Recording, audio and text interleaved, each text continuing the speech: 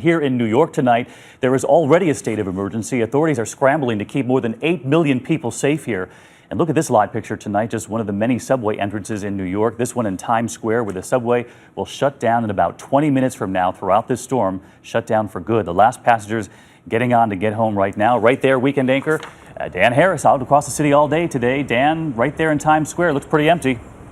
It does. David, good evening to you from the crossroads of the world, where they are right now essentially in the process of shutting this place down. Not only are all the Broadway theaters going dark, but as you mentioned, America's largest subway system is about to halt service. The sign over my shoulder pretty much tells the whole story. 2 words: system shutdown.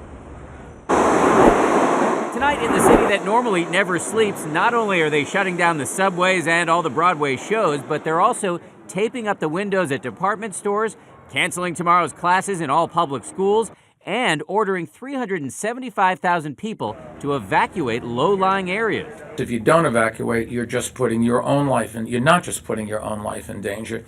You are also endangering the lives of our first responders who may have to come in and rescue you. The mayor also warning people who live in high-rises to stay away from the windows, which could be blown out by flying debris.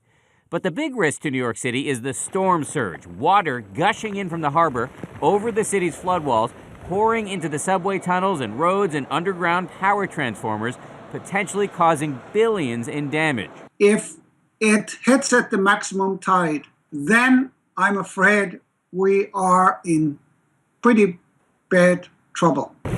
Last year, during Tropical Storm Irene, the waters came within less than a foot from topping the flood walls. And now Sandy's storm surge is predicted to be even stronger.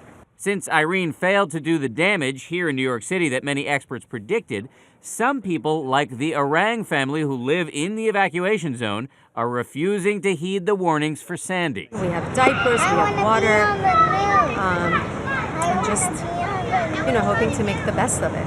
There are long lines at the supermarket tonight. It really is a madhouse today. Yeah. It's like, oh my God. But the streets are crackling not with panic, but with a sort of upbeat, pre-apocalyptic vibe.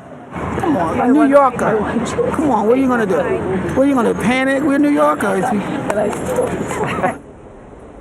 Hard not to enjoy her spirit. One last piece of news from here in New York City, David. The stock market, the New York Stock Exchange, just announced that it will be closed tomorrow. They're worried about keeping the power on all day long. David? Love the resilience of that New Yorker there, and of Dan Harris, who's been out there all day since Good Morning America. Dan, thank you.